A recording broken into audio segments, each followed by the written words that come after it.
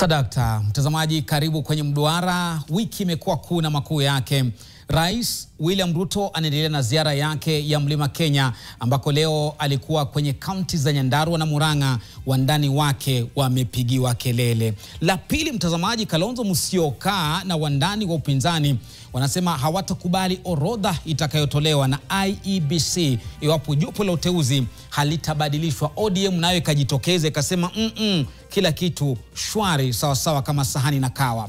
Ya tatu, mtazamaji, ni kwamba huku KMPDU ikisema kwamba haina imani na waziri mgeni wa afya Aden Duale, waziri amejitokeza akisema kwamba atanyorosha mambo hata ndani ya mpango wa SHIF. Na mtazamaji, la nne ni kwamba leo Ledama Ole Kina amewaleta wanajamii ya Maa pamoja kwenye kaunti ya Kajiado kwa matayarisho ya uchaguzi wa mwaka 2027. Mtazamaji, hayo ndo makuu wiki hii. Wageni wetu studioni kwenye mduara ni Ndegwa Njiru ambaye ni mwanasheria lakini pia mpinzani mkali wa utawala wa Rais William Ruto. Kando yake tulikuwa tunamtarajia mtazamaji, iwapo utaona picha pale, Njoroge Wainaina, mbunge wa Kieni, kuja kuzungumzia, manake anasema wao ndio wamempokea rais mlimani kwa taadhima na hadhi kuu, lakini nasikia ameingia mitini, sijui ameogopa nini. Akifika tutamkaribisha. Huyu ni mbunge wa Kieni kule Nyeri. Lakini pia tuko na Irungu Nyakera. Huyu alikuwa mwenyekiti wa bodi ya kusimamia jumba la mikutano ya kimataifa KICC. Kapigwa kalamu siku 2 zilizopita. Kunani? Tunamwambia pole, lakini atayasema yote yeye mwenyewe. Fredrick Mwitiriri na mie ni wahariri wako ndani ya mduara. Pige simu, changia mitandao, ni mduara NTV alama ya reli. Kabla ya kuanza na kile kituko chetu cha kila wiki, Mtiriri, penye tusikie kutoka kwa Bwana Irungu, kuu lako la wiki lilikuwa gani juma hili? No, unajua saa zingine Kiswahili pia kinakuwa kigumu kidogo. Naam, unakubaliwa. Zungumza. Ukisema kuu lako, mara ya kwanza nakumbuka niliulizwa changamoto yako ni gani, siku ile nilikuwa PS pale hivyo. Na sikuwa nakumbuka changamoto ilikuwa inamaanisha nini. Ikakuwa shida sana. Ikawa tabu. Sasa ukisema kuu lako, ni kitu kipi kimegonga kichwa cha habari, ama pia umekiona kwamba ndo taarifa kuu wiki? I think ile yenye nimeona ilikuwa ya leo. Ile niliona pale kwa Nation. Wameandika I am still the Mount Kenya kingpin. Na imekukera poko kaiweka kwenye mtandao wako wa X. Nimeona pale number 4. Nimeongea about Ledama kushikanisha watu wa Maa. Kwa hivyo in the same way pale hivyo, huyo ndio kingpin kwa Maa. So kila mtu na kwao, kila mtu na kwao. Unashikilia kwenyu, Ledama anashikilia kwao, Duale anashikilia kwao, kila mtu anashikilia kwao. Nani kingpin wa Mlimani kwa hivyo kwa maoni yako? Mlimani tuko na kingpin anaitwa Gachagua. Shikilia hapo hapo. Bwana Ndegwa, naam, lako kuu wiki hii ilikuwa gani? Ni yale matamushi yaliyotamkwa na jopo la upinzani likiongozwa na Kalonzo Musyoka, Mheshimiwa Martha Karua na Mheshimiwa Rigathi Gachagua na Mheshimiwa Eugene Wamalwa. Wakisemaje? Wakisema ya kwamba tukikosa kujitayarisha na kujikinga, lile jopo ambalo linaamua ni nani atakayekuwa katika tume ya uchaguzi, linaweza likatufanyia shere kidogo na likatucheza kidogo. Liwafanyie ile kitu. Na msingi ni kwamba kuna yule binti mmoja anaitwa Joy Mdivo. Yule binti na niliona ile jopo liliweza kuzungumzia hayo na kuzingatia hayo, ni ya kwamba yeye alikuwa na hudumu kama mwenyekiti mkuu wa chama cha UDA. Na katiba inasema katika kifungu cha 88 kifungu cha pili aya ya mstari wa 2 ya kwamba endapo utakuwa umeweza kuhudumu katika cheo chochote kile katika chama cha kisiasa, hauwezi hata kamwe ukaweza kuwa mwenyekiti ama mwenyechama wa tume ya uchaguzi. Kwa kimombo ni kusema, if you served as a member of a governing body of a political party, you're not eligible to become either a member of the commission or the chairperson. Sasa msingi ni kujiuliza, iliwezekanaje ikawa kwamba lile jopo halikuzingatia katiba? Na wakaendelea kumhoji. Ndio wasiwasi wenu, wasiwasi wa upinzani. Na tunajua jibu. Ni ya kwamba yule binti alikuwa amesajiliwa kama mwenyekiti na vile vile akasajiliwa kama mwenye chama. Naam. Yani a chairperson and a member of the commission. Ni kusema kwamba huyu jamaa tunayepingana naye, huyu jamaa anayedai kwamba yeye ni kingpin wa Mount Kenya region, anamtaka yule mwanadada awe katika ile jopo liwe liwalo. Shikilia hapo bwana Ndegwa wakili, hilo ndo kuu lako wiki hii. Nimekukera kweli kweli. Limenikera haiwezekani tutatengeneza tume ya uchaguzi ambayo ni user friendly ya Kasongo. Haiwezekani. Tutakuja tulifafanue zaidi, lakini mtazamaji, kama kawaida, mduara unaanza sasa. Mheshimiwa Rais, mimi akaida mwela horai ndio gabana hawa watu wa Kwale. Mheshimiwa Rais, wamesema hii affordable housing iko hapa, ile mawe yote inajengwa hapo, ikiwekwa kabla ipewe hawa vijana wa affordable housing.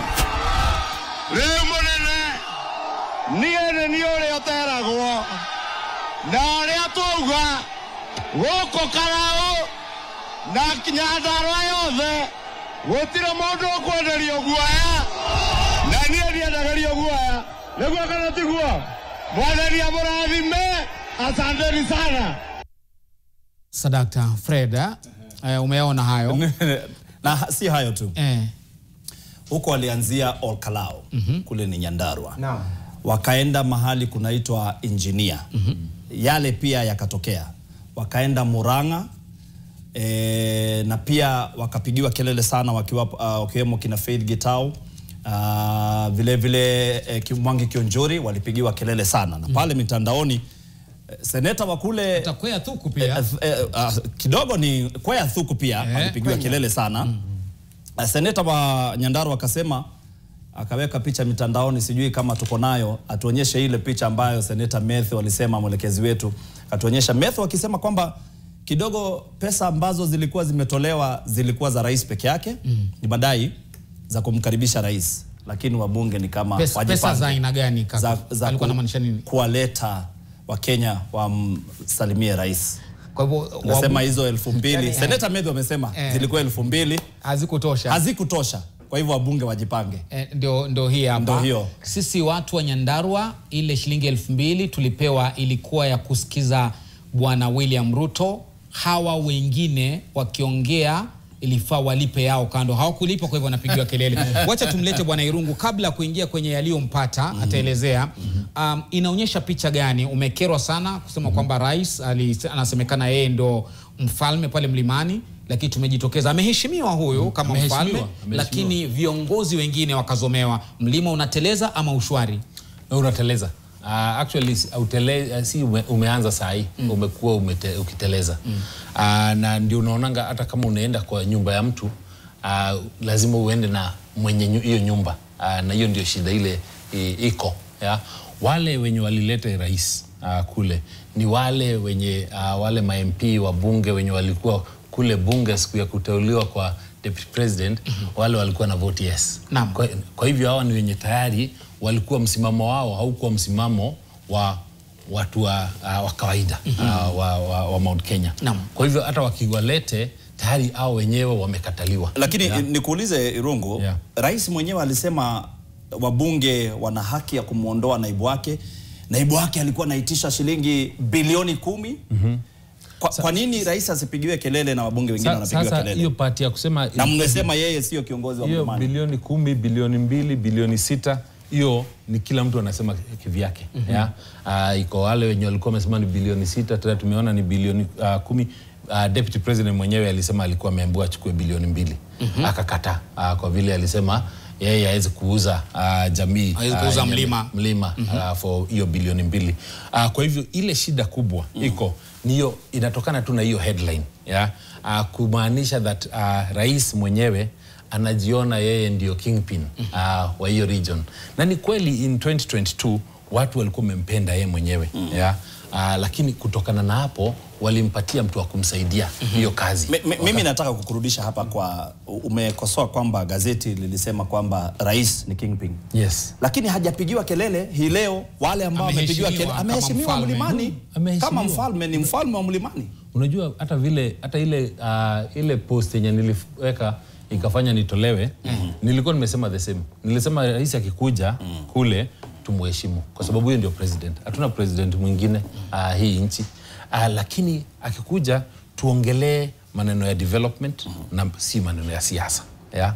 Na ndio unaona hata pale rais yeye mwenyewe akikuja anakuja kuongelea hiyo ya development. But wenye wamekuja nao, yeah, au sasa kwa sababu waona maneno mengine, au sasa ndio wanajaribu kujijenga kisiasa na tayari wameshakataliwa kisiasa. Fred, ningependa labda kuna watu unajua wanajiuliza kabla kumleta Ndegwa na yeye alete hoja zake za mlimo kwa namna gani, ningependa tuwapatie watu muktadha kwa sababu wanauliza Irungu Nyakera si mwanasiasa, haja kuwa mchambuzi wa siasa, hapa kwenye duara amekaa kama nani. Nataka niwapatie muktadha. Irungu katika gazeti rasmi la serikali, lakini ni kama ni gazeti special maana halikutoka Ijumaa. Alituwekea yeye tarehe 1 Aprili liliandika kwamba huyu bwana ambaye alikuwa ndiye mwenyekiti wa bodi ya kusimamia KCC amepigwa kalamu. Ndio lile pale akaandika na mwenyewe akasema nafurahia sana kwamba nimepigwa kalamu kwenye gazeti speciali, hawangesubiri Ijumaa. Lakini huyu bwana watu wakumbuke kwamba aliwania kiti cha ugavana, sio? Yes. Katika kaunti ya Murang'a akaangushwa na Irungu Kang'ata. Lakini kabla hapo hivyo ni mwanasiasa. Alikuwa ameteuliwa asimamie bodi ya kushughulikia dawa nchini KEMSA. Baadaye akafanya nini? Akaondolewa na akapatiwa yule bwana aliyekuwa gavana wa wapi? Narok. Akachukua nafasi ile. Na katika mahangaiko haya watu wanasema ulikuwa utulie, utapatiwa waziri, utapatiwa PS, mwisho umepigwa kalamu. Unaonekana haujakuwa katika uhusiano mzuri na Rais William Ruto. Watu wapate muktadha. Uhusiano wako na rais umekuaje mpaka sasa kufikia leo una siku 3 huna ajira katika serikali yake? Sisi president tulifanya kazi na yeye nikiwa PS. Naam. Kwa sababu kwa ile serikali ya Uhuru nilikuwa PS akiwa yeye deputy president wa uchukuzi and then planning. Na tulifanya kazi vizuri na yeye akiwa hapo hivyo. Mwishoni hapa karibu na elections ya 2022 chama chetu cha Farmers Party ilikuja ikashikana na UDA ndani ya Kenya Kwanza Coalition.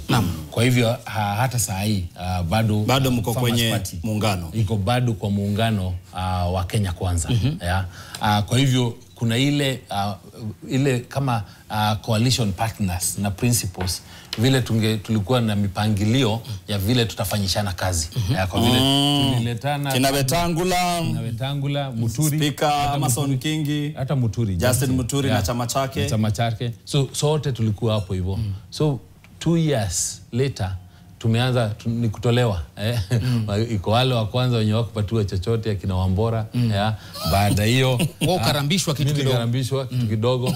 Tukakuja tukafanya siasa, venye Gachagua alitolewa na next nilikuwa kule KEMSA pia nikavuruga kidogo kukuja hapa hivi napatiwa tunai. Baadaye hapa hivi vile tumeongea ni kama tuna support Gachagua in one way or another. Pia hivyo ndivyo ulitema. Wakakuja wakasema hapana, hawa ni critics wa serikali, wacha pia watoke.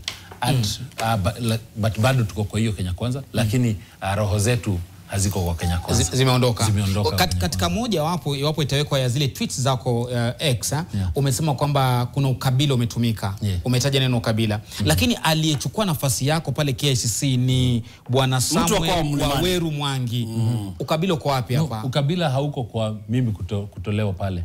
Ukabila nilikuwa nasema wale kina Kaluma wenye walikuja kwa hii broad based. Kila tweet zao zote za asubuhi wakiamka wanakuja wanasema tunataka kutoa Wakikuyu. Hao Wakikuyu wamekuwa na kiburi. But huwa tunawakumbusha Kaluma, hii nyumba yenye umeingia, hii nyumba yenye umefurahia, sisi ndio tuliitafuta. Kwa hivyo hata ukiingia polepole kwa hii nyumba. Kwa hivyo umekubali wataingia, lakini wameingia wameturusha nje. Lakini waingie polepole. Hata tukitoka watuitikishe pia sisi tujitoe. Lakini wasikatupige mateke. Ndegwa ni mtu aliyetolewa. Hata yeye anahisi nyumba imekuwa baridi, mmejiondoa. Mimi sijawahi kuwa kwenye baridi. kwa sababu sijai kufanya kazi na huyu rais, wala sijai tarajia kufanya kazi na yeye, wala staki. Hilo ni la msingi. Manake hata Kwa nini hutaki? Manake kidogo sera zangu na zake hazipatani, haziambatani kamwe. Tena ni jamaa ambaye hatii sheria, haheshimu sheria hata kidogo. Mimi ni mwanasheria, ninaheshimu katiba. Ninajua kwamba msingi wowote wa uongozi, hasa katika demokrasia yetu, lazima uambatane na msingi uliowekwa kikatiba. Jamaa haamini katiba. Kwa hivyo kidogo mimi nina tofauti kubwa sana ambazo mzungu anasema irreconcilable differences. Ni kama maji na mafuta. Hatuwezi tukapatana. Yeye anatumia kifua, mimi naamini kutumia diplomasia. Ametumia kifua Mlimani sababu Mlimani amelakiwa kweli kweli. Sasa usije ukadanganywa na yale ambayo unaona katika runinga hii. Kwa nini? Na picha tunazo ni watu wa Mlimani wamejitokeza kwenye mlima. Wale ambao watu wako na uwezo wa kupiga kura, na wale ambao watakaopiga kura mwezi wa Agosti mwaka wa 2027 watakaokuwa wametoka Mlimani ni takriban ya watu milioni 7. Katika zile vikundi navyoviona hapa za vijana, hata wale watu hawezi fika hata milioni 1, hata watu 10,000 hawezi wakafika. Kwa hivyo wengi wetu tumenyamaza. Tumeipanda mbegu kwenye mchanga, tumeitia rotuba, tumeitia maji, inaota tu pole pole. Mbegu ya aina gani hiyo? Mbegu ya kuachana na huyu jamaa. Na tuliwachana naye kitambo. Na tuliwachana naye hata kabla ya yeye mwenyewe kumngoa mamlakani, kumngatua mamlakani Mheshimiwa Rigathi Gachagua. Tulikuwa tumeshawachana na yeye. Kwa nini? Kwa sababu tuliweza kujua kwamba jamaa ni muongo. Hawezi akazungumza ukweli hata kamwe. Yaani yule Mungu hakumweka microchip ya kuzungumza ukweli katika akili yake na moyo wake. Hana hiyo microchip. Hana hiyo microchip, hana. Hata ile hardware yenyewe hana. Software ya kuongea ukweli hana. Hardware pia hana. Hakupewa na Mungu. Sikilia hapo, manake naambiwa tuchukue pumziko. Haya maneno ambayo yanazungumzwa na Bwana Ndegwa Njiru yalifaa kujibiwa na Njoroge wa Inaina. Tulimwalika. Maana anasema mimi ni mwandani wa Rais William Ruto. Ukialika watu kwenye mduara ambao wana wasiwasi na hatiyati kuhusu uongozi wa Kenya Kwanza, mimi nitakuwa, na tukamwalika. Yuko kwenye bango letu la mtandaoni lakini hayupo. Kwa hivyo sijui atajitetea vipi akiwa hayuko hapa na tumemwalika mduarani Fred. Pengine mambo yalimwendea mrama baada ya kiongozi wa wengi kupigiwa kelele kule Nyandarua. Lakini hatujui sababu tumejaribu simu yake kweli kweli. Tumejaribu jioni ya leo kabla kwenda hewani, hashiki simu yetu, simu imezimwa. Tuchukue pumziko au sio? Tuchukue pumziko. Tukirudi tunazama zaidi sasa Mlimani kuangalia ziara hii na manufaa gani, maana watu wa Mlima wako hapa. Kama hawaithamini, aithamini nani? Usiondoke, endelea kusema nasi.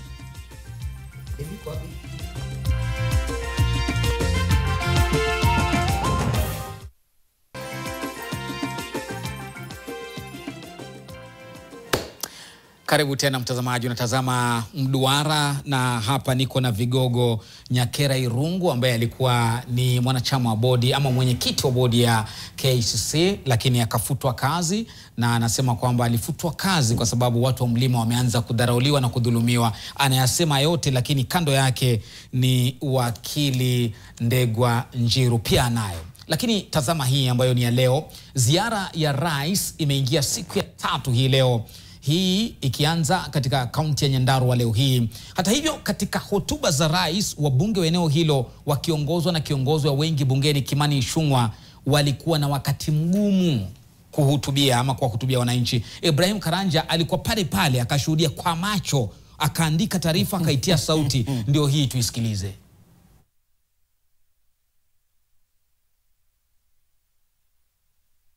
Rais William Ruto alianza siku yake ya 3 katika eneo bunge la Olkalau, kaunti ya Nyandarua. Katika muda wake wote wa kuhutubia, rais na naibu wake walisikizwa bila matatizo yoyote. Ila mambo yaligeuka ilipofika zamu ya wabunge kuzungumza. Kiongozi wa wengi katika bunge la kitaifa Kimani Ichung'wah akaona vimulimuli. Niko na ndugu yangu mheshimiwa Kimani Ichung'wah, leader wa majority katika bunge la kitaifa. Asante mheshimiwa rais.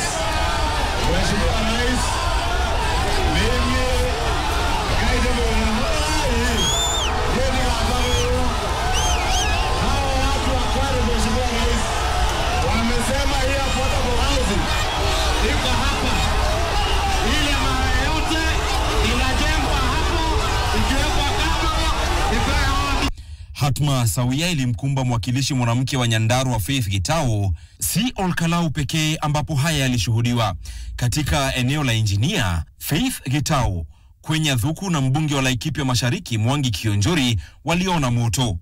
Hatua hii ya kunyamazishwa kwa wabunge ikidhaniwa ni kutokana na maamuzi mbalimbali ya kisiasa waliofanya wabunge hao ambayo hayakuambatana na matakwa ya raia. Huko Nyandarua, rais na kikosi chake waliepuka cheche kali za kisiasa kama zilizoshuhudiwa jana Meru, na badala yake mazungumzo yao yakasalia kuhusu maendeleo. Nasi mlinipatia kazi ya kusomesha watoto, ya kupanga stima, ya kupanga soko, ya kupanga mambo ya barabara, ya kuhakikisha kwamba maendeleo yanapatikana. Sisi ndio mtasahihisha hiyo kazi baada ya miaka 5. Tunaitonjo kila mtu afanye kazi yake. Kuna watu kidogo hawajui kazi ya naibu wa rais, na nimeona magazeti wengine wanaandika kwa maredio huko. Kazi ya naibu ya rais ndio nimesema ya kusaidia rais, sio kupigana na rais. Baada ya Nyandarua walifululiza hadi kaunti ya Murang'a walipozuru maeneo bunge ya Kangema na Maragua. Hapa siasa zilichezwa. Mbunge wa Maragua Mary wa Maua, ambaye amekuwa mmoja wa wanajeshi wa Gachagua, akigura kutoka kikosi hicho na kuvalia sare za kikosi cha Ruto, akiwa miongoni mwa mavuno ya kisiasa anaendelea kuyavuna rais katika ziara yake hii.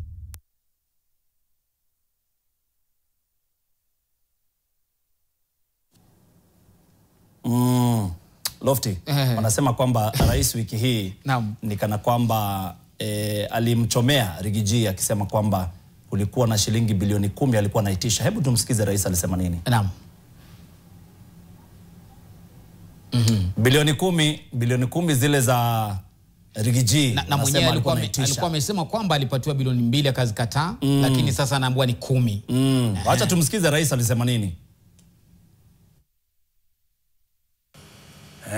Mimi naweza kukufanya one term president. Usipofanya hii, usipofanya hii, usipofanya hii, nahitaji bilioni 10 ndio niende niongee na watu ya Mlimani, you know, ni kupangie siasa, sijui nifanye nini. Irungu, madai ndo yale, na nadhani wewe umekaa kitovuni. Serikali iliyopita ambayo rais alikuwa ndani akiwa naibu, serikali ya sasa, sijui mnafanya kazi namna gani? Maana sisi huku nje kuna fununu zinasambaa kwamba serikali ni mwenye hela anaingia ndani. Wewe uko paka na chama. Mwanzo ulikuwa unasimamia chama kabla ya kumwachia Ferdinand Farmers. Muliingiaje kule? Muliitisha pesa, mlipeana pesa? Kuna hizi 10 hizi zinasemekana, muna trade namna gani? No, first kuingia kwa Kenya Kwanza, kwa miungano tuliingia kwa sababu tulikuwa tumebelieve ile manifesto, tumetrust ile manifesto yenye hakuna pesa mlitoa. Hakuna pesa tulitoa, hakuna pesa tulipewa kuingia pale hivyo na kusaidia kampeni, ndio kusaidia kampeni. So pesa za kampeni, pesa tulitoa za kampeni. But sasa tulikuwa kila mahali kama ni county, mlikuwa mnarudisha aje? Kama mlitoa, mlirudisha aje pesa ambazo mlitoa? Unajua faida yenu inarudi vipi? Kama unasimama hii pesa ya kampeni, saa zingine kwa kugambo unakuja unasema pale hivyo. Kama mimi nilisimama kule Murang'a, nilitumia pesa nyingi sana. Ulitumia kama shilingi ngapi mheshimiwa? Mia kadhaa. Milioni 100 kadhaa. Unakuja unarusha na zinaenda na zinapotea. Lakini watu wa Murang'a walifaidika, hazikupotea. Na si mimi peke yangu. So ukihesabu kuko na gavana wengine 2 pia walitumia kama hizo. So in total for governors pekee pengine wamekula kama bilioni. Then president pia ameleta yake. So that's why every 5 years hii maneno ya campaign watu wanasherekea sana. Unajua ni hiyo miaka 5 chakula narudi for 1 year then mnatoroka tena miaka 4. That's why wananchi wanasemanga wacha tukule ya watu. Na Irungu, sababu umeuliza hili na wakili uko hapa tatusaidia. Naam. Ikiwa utatumia zaidi ya milioni 100 kupiga kampeni na ni zaidi, tunajua mnatumia hata zaidi. Hizi ni hela ambazo umezifanyia kazi kwa miaka mingi, sababu wewe ulikuwa katibu katika wizara mara 2. Hizi pesa mnatarajia huwa mmetoa wapi na zitarudi kivipi? Ni ukiingia serikalini utajinufaisha ama kutendaje? No, saa zingine unafanya kwa sababu unajua iko ile kazi yenye unataka kwenda kufanya. Kama sasa vile nilikuwa nataka kuwa governor. Iko ile mipango yenye nilikuwa ninasema nikiingia nataka hii county tuisimamishe na njia hii kama njia hii. And saa zingine unaangalianga unasema mimi kama mzaliwa wa Murang'a, naweza kutaka kujitolea kufanya hiyo kazi. That's why unajuanga saa zingine hii hata nikitumia maybe nitapata ama sitapata. Na kama sipati bado naendelea na maisha. Kwa sababu na nikipata nitafanya kazi. Vile that's why wanasemanga utumie ile pesa yenye unajua haitakuangusha, hautaenda bankrupt. Kikuramba bado utaendelea maisha yako. Kwa sasa unasema umesalitiwa na Rais William Ruto. Umesalitiwa kwa kukosa kazi ama kwa kuwa unaona hujapata faida ya mtaji ulioutia pale kwenye kampeni na kadhalika? Mambo mawili. Kwanza ni kuona amesaliti ile manifesto yenye alitupatia. Sababu yangu ya kusema one of the reasons nikiwa kule Oxford ndio nasomea, nilisema sitaweza kukuja hii mkutano ya president. Sababu moja ni nilijua hata nikienda pale hivyo kwa ile mkutano na niambiwe niongee kwa ule mkutano, hakuna chochote ambacho nitasema serikali imeweza kufanya. Kwa kweli wewe kivyako hakuna? Kwangu vile ambavyo naona. Kwa vile nikiangalia ile maneno yenye tuliambiliana kwa sababu tulifanya kampeni na president kule Murang'a, tulizunguka naye kila mahali, tuliambiliana 200 kilometers ya barabara. Tuliambiliana coolers za watu wa maziwa hata tutapeana huko kote. Tuliambilia vijana wetu makazi. Tuliwaambia ati health itafanya kazi. Tuliwaambilia viwanda zile cottage industries in the different constituencies. Lakini kwa Nairobi haya mambo huko yasema paka umefutwa kazi ndio unayasema. No, but ndio nasema ukiwa pale hivyo kwa serikali uweze kusema kila kitu kwa vile uko pale. Unacheza. Wacha tumuulize Njiru, unakubaliana naye kwamba hakuna mradi hata moja ambao umefanyika mkoa wa Kati? Kuna mradi na kuna miradi mingi sana iliyofanyika Mlimani. Ya kwanza uliofanyika katika Mlima ni mradi wa uongo. Mradi wa kusema uongo. Uko na kinaya sana. Mweniliza kama kuna miradi imefanyika. Na mimi nimesema kuna miradi. Naam. Mradi wa kwanza ni kufikiria kila mtu hana uwezo wa kufikiria. Kwanza mradi wa kwanza ni uongo. Wa pili, mradi wa pili ni kuua watoto wetu. Wa tatu ni kuwateka nyara. Wa nne ni kutoa Mheshimiwa Rigathi Gachagua kutoka mamlakani. Ya tatu ni wizi wa mali ya umma. Hiyo miradi imefanyika vizuri. Ya tano ni kwamba zile miradi zilizoachwa na Kenyatta zikaachwa na moja. Kenyatta aliacha NHIF, moja akawacha NHIF, Kibaki akaja akaiwacha, Uhuru akaja akaiwacha, Jamaa akaja ikasambaratika. Sasa huo pia ni mradi. Mradi mwingine kama anasema Rigiji amsaidie. Mradi mwingine ambao umefanyika kwa Mlimani ama katika Kenya nzima ni mradi wa kuharibu sekta ya elimu. Pia huo mradi umefanyika. Imeharibiwa vipi? Ameharibu manake sasa kulikuwa na mfumo ambao watu walikuwa wanaweza kupata hela za loan za kwenda shule. Ile HELB. Pia Kenyatta aliwacha. Moi akaiwacha. Kibaki akaiwacha. Uhuru akaiwacha. Jamaa akafikiria kwamba yeye is the most genius person, the best thing ever to happen in Kenya after the sliced bread, akaja akaisambaratisha. Sasa hiyo miradi imefanyika vizuri Kenya. Nimemwona hapa akiwa Murang'a. Yale aliyokuwa anatuambia 2022 ndio anayosema sasa. Tutaunganisha sitima, tutafanya hivi, tutafanya hivi. Mimi nataka nimuulize. Hebu tumsikize Rigiji. Sababu alizungumza akiwa pale Kiambu. Kabla ueleze. Weka kijiti hapo. Tumsikize Rigiji. Lakini kuna hii kitu ya 10 billion sijajibu Tutakupa nafasi. Asante. Sisi tunataka kumwambia William Ruto, wewe unakuja hapa Mlima Kenya, ukuwe mtu ya kuongea ukweli. Project zile zote ziko hapa katika mlima ni zile zilianzishwa na Rais Uhuru Kenyatta. Hakuna project hata moja yako. Ndegwa, unasema hakuna mradi sababu Rigiji ni kama mnazungumza lugha moja. Wajua mimi ninaishi Kenya na ni siku nadra sana ambazo mimi ondoka naenda nje ya nchi. The best part of my life I spent here in this country. Na ninazunguka kila mahali. Sizunguki Mount Kenya peke yake. Na hakuna mradi ambao William Ruto ameuanzisha. Ila mradi Kenya ama Mlima Kenya? Kila mahali nchini Kenya. Manake zile miradi nimesema nimezitaja ambazo ameweza kuzitimiza zina affect kila Mkenya mali ambapo. Lakini Laikipia jana tulimuona akizundua ule uzio ule ua kulikuwa na mradi wa stima wa connect unaitwa soko amesema hapa ule mradi wa stima wa kuzuia ndovu asije wakaingia kwenye kwa makazi ya watu. Usitoke kwa mbuga uliweko na mzee Kibaki. Huo ni mradi wa kitambo sana. Huyu jamaa hakuna hata mradi mmoja ambao ameanzisha hapa nchini Kenya.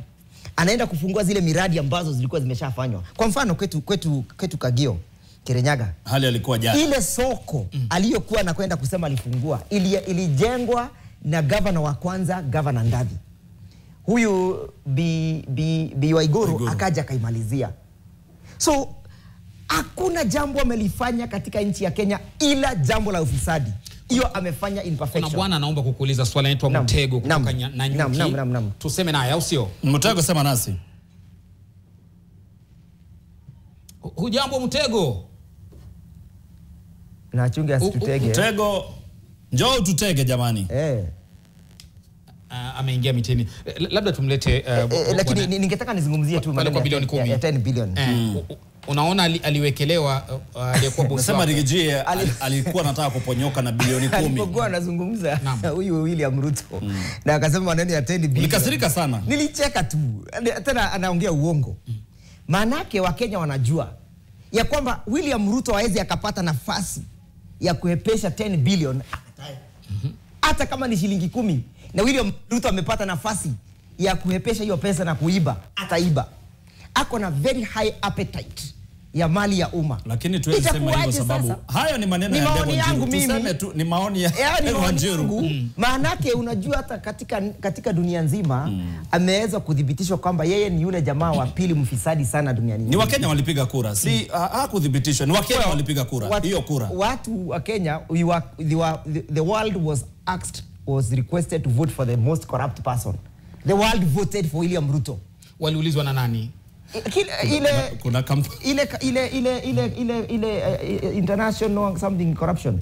Waliuliza index corruption index. Wakasema kwamba ni jamaa mfisadi. Sasa uniambia ati atapata nafasi ya kuiba 10 bilioni akose. Alafu leo nimeenda pale tukiwa na Mheshimiwa Kalonzo Musyoka. Tumeenda pale Kamukunji. Na tukapita hapa Makandara. Kwa sababu kuna watu ambao wanafanya biashara pale katika soko la Uhuru Market. Wanataka kufurushwa ili wajenge affordable housing hapo. Nikauliza watu, kati ya William Ruto na Rigathi Gachagua mtaweza kumwamini nani? Watu wamepiga kura wakasema wanamwamini Rigathi Gachagua. Haya, shikilia hapo bwana Ndego, tutakuja kwako labda Irungu. Naona umeinua kalamu. Wataka kuandika nini? No, nataka kuongezea. Naam, hapo hivi kwa anataka kuniunga mkono. Kumuunga mkono. Hapo kwa 10 billion. Ni nani kwenye laini? Mtego bado yupo? Uliza swali Mtego. Tutege jamani. Swali langu nalielekeza kwa wakili. Naam. Namuuliza namna hivi. Hii ziara ya rais katika eneo la Mlima Kenya, isipokuwa yale maeneo ya Olkalau, maeneo mengine yote tumeshuhudia amekaribishwa kwa mbwembwe, vifijo na nderemo. Na vile vile tumeshuhudia pande ya Munyoro akina Kaiga, akina Wamaua leo ni kama wameugula ule upande upi? Wameona upande wa Munyoro ni kama wamerudi kwa serikali hiyo. Ni kama wameona ule upande hakuna matumaini ndiposa wakarudi kwa serikali, ama shida ni nini? Shikilia hapo. Wamaua leo. Swali lingine moja tu. Ya mwisho wa Mtego? Ya mwisho. mbona wako na wasiwasi na upande wa IEBC na wananchi ndio kusema ukweli. Haya. Shukrani sana Mtego. Ni IEBC. Asante sana. Ndegwa. Kabla Ndegwa ajibu kaka. Sababu Wamaua leo amekuwa mfuasi wenu sugu. Naam. Lakini leo amebadilisha jezi, ashaingia kwenye upande wa serikali. Huyo mheshimiwa Wamaua ni kinyonga. Hajai kuwa pande yetu. Hata yeye mwenyewe alipiga kura ya kumngatua Rigathi Gachagua. Pia alipiga kura ya kupitisha ile finance bill. Lakini amekuwa ni kigeugeu, ni kama ile maini, hauwezi kumwamini. Leo yuko hivi, kesho yuko hivi. Lakini sisi tunataka kusema hivi. Hii safari atuangalie viongozi wako pande gani. Maanake wale viongozi wanaosema wako katika pande ya huyu unajua mimi niko na shida kidogo kumuita rais. Niko na hiyo shida, sijai kuweza kumuita rais. Huyu William Ruto bado ni rais. Sijai kuwa na hiyo Ababu na Mwamba wakati mmoja alikataa kumuita mzee Mwai Kibaki rais. Naambia tuko na dakika 3 na kwa sababu alikuwa ameinua hoja, wacha tumpe alafu utakuja kumaliza na hiyo. Naam Bwana Irungu. Okay, kwanza nilikuwa naongelea ile 10 billion. Na kwa kimombo tunasemanga do not throw stones when you live in a glass house. Usikarushe mawe kama unaishi kwa nyumba ya glasi. Na kwa hivyo tukiongelea about hii pesa yenye 10 billion, 20 billion, 5 billion iko tunajua kama vile Raila ameingia hapo, iko pesa zimepeanwa, even uhakiki wa hayo maneno ama ni taarifa tu? Lazima. Tumekuwa kwa serikali, nimekuwa kwa miaka 12 from PS. Kwa hivyo pesa zinatembea. Hata hizo serikali zingine tumekuwa pesa huwa zinapita na watu wananyamaza. So hii ya kufanya this time kukua inaongelewa sasa ndio inanishangaza kwa sababu hata namba yenyewe leo itakuwa 10 billion, kesho ni 6 billion na kwa hivyo ukweli yenye iko hata huwezi kudhibitishwa. Pili nilikuwa tunataka kuongelea hii maneno ya wale watu wenye wako huko na ule kusema ati kumekuwa na watu wengi. Mbele ukiangalia halaiki ya watu. Kulikuwa na watu wengi kweli. Na hiyo tujakata. But ukiangalia kwa sababu jana nilikuwa naangalia hizo videos. Ukiangalia body language kwanza ya watu wenye wako hapo si the same na during campaigns. Campaigns watu genuinely walikuwa wanataka hii serikali ingie. Walikuwa na furahi, hata hawakuwa wanahitaji kupatiwa chochote. Actually sisi wenye hatukuwa na UDA ndio tulikuwa napeana pesa. Nyinyi wa farmers. Yes, farmers na vile Jubilee na wale wengine. Tujibebe. Wale wenye walikuwa UDA. William akikuja na timu yake wanakuja wenyewe. Actually wanajileta ili wasikie manifesto na maneno yale yote watafanyiwa. Sasa ukiangalia body language, watu wamekuja, wamelipwa. Hata tuliona zile video wakitrainiwa venye watasema vile wataongelea na pesa penye wanapatiliwa na mabasi yenye mewalete. Shukrani sababu nitaambua muda wetu umekamilika. Tumpe Ndegwa alikuwa na maneno ya mwisho akimalizia. Sekunde 30 tukifunga. La msingi ni kusema ni kwamba wale watu ambao wanaenda katika hizi mikutano nikimjibu Mtego ni watu ambao wametegwa na Kasongo kupitia pesa zile anazowapatia. Na utapata kwamba na udhibitishe mbinguni huendi. Na udhibitishe samahani na udhibitishe ya kwamba Kasongo atakapokuwa namaliza hii ziara yake atakuwa ametumia kama 5 billion ya nchi ya Kenya. Hayo ni madai yako. Kuwaonga. Labda utuletee. Ngoja uone taarifa. Tupe receipt. Ngoja uone taarifa ya mwenye hesabu ya nchi. Utaiona. Ya mwisho ni kusema kwamba sisi watu wa mlima huko tulitoka. Misri tulitoka, Jehanamu tulitoka, haturudi tena. Bwana Irungu, tupatie game plan yako. Una mpango gani? Ushatolewa serikalini ama bado nasimama ugavana? Tumekosa sekunde 30 tukimaliza. I think ile ya maana saa hii ni kuangalia vile watu walikuwa wameletwa 2022. Watu walikuja na wakaambiliwa maneno mengi sana. Hakuna chochote imefika.